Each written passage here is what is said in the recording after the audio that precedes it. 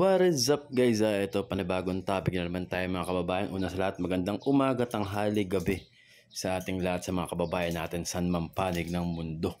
Panibagong topic na naman tayo mga kababayan regarding naman po ito.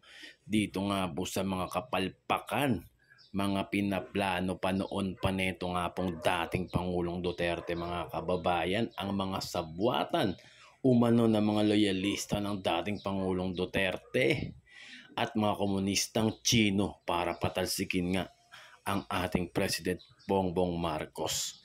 Iniimbestigahan ng Philippine National Police ang napaulat na sabwatan na nagmula sa mga post sa social media na inuugnay sa isang retiradong opisyal ng militar.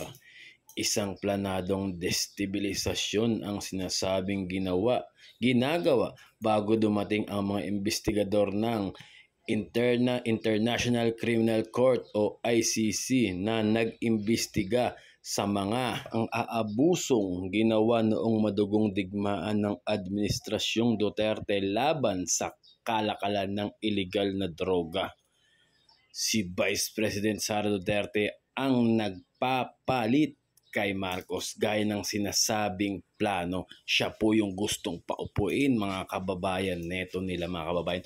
Humingi ng komento, sinasabi ng PNP Chief Spokesperson Colonel Jean Fajardo na walang na-monitor na anumang seryosong banta laban sa Administrasyong Marcos.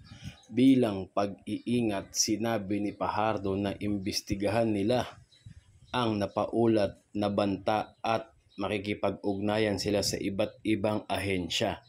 Ito naman po ay ibinunyag ni dating Senator Antonio Trillanes Deport noong nakaraang buwan na ang mga aktibong opisyal ng pulisya ay nakikipagtulungan sa mga retiradong opisyal ng PNP at mga miyembro ng dating gabinete ni Duterte upang i-destabilize ang gobyerno at iluklok ang vice-presidente bilang susunod na pinuno ng bansa.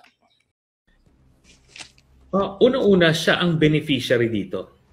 Kung mapapatalsik via withdrawal of support or impeachment or death, God forbid, siya ang magiging acting president. Okay. And remember, by June 30, pagka nag-assume siya ng presidency by any of those methods, eligible siya for re-election sa 2028. So it will be a 10-year presidency for her. Parang si Gloria dati. Parang Gloria formula. So tinitignan nila yan, party yan sa pinag-usapan. Ngayon, yung sa sinasabi naman ni Ina, si Sara ay tumindig na sa tabi ng tatay niya. Yung mga maisog rallies sa Davao at yung dito sa Liwasan, ando doon siya. Pinakita niya yung suporta niya doon sa grupo na yun. At hindi naman natin pwedeng kapamilya yan eh. Anak yan. Tapos nakita naman niya na under fire siya for her incompetence at yung corruption.